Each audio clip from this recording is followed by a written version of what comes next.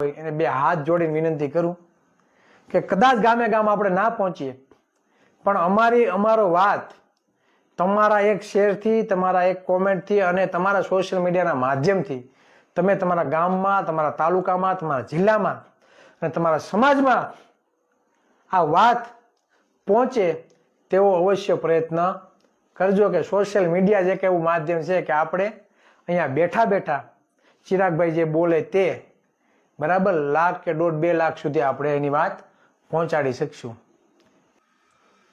મધના ફાડિયા હોય તો આવે, ડિબેટમાં આવે અને ખુલ્લે એને લલકારે કે ચિરાગભાઈ ખુલ્લેઆમ જાતિવાદ કરે છે, ચિરાગભાઈ ખોટું બોલે છે, ચિરાગભાઈ કેમ એમ કહે છે કે ચોક્કસ સમુદાયનો વિકાસ થાય છે.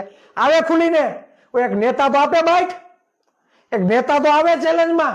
હું ચેલેન્જ આપું છું, કેટલા બધા પાણીયારીના હોવ ને તો આવો કોઈ બી ચેનલ અને તમે જેટલા નેતાઓને આવવું એટલા હું આવું તમારી સામે ડિબેટમાં. હાઈલા આવો, જેને આવવું હોય એને આંકડા સાથે આવું, મભમમાં વાત નહીં, આંકડાઓ સાથે આવું ડિબેટમાં. હર્ષસંઘવીને બેવું હોય તો ઠીક છે, ભૂપેન્દ્ર પટેલને બેવું હોય તો ઠીક છે. અને ભાજપના રાજમાં જે જ્ઞાતિવાદી નેતાઓ છે તેને પોતાની જાતિને ઊંચી ગણાવે છે, બીજાને નીચી.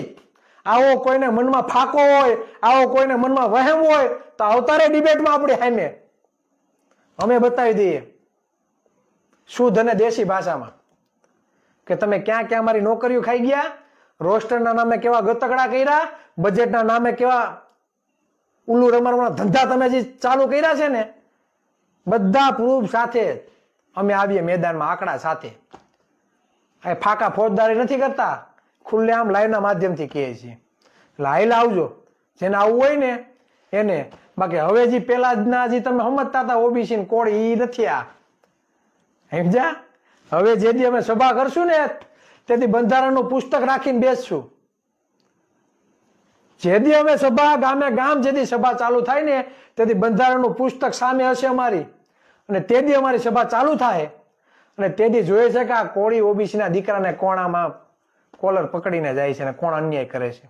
એક વખત ચાલુ તો થવા દો, તમારી હેકડી છે એ બધી ઉતારી ન નાખીએ ને તો અમે કોળીના પેટના નહીં, અમે ઓબીસીના દીકરા નહીં.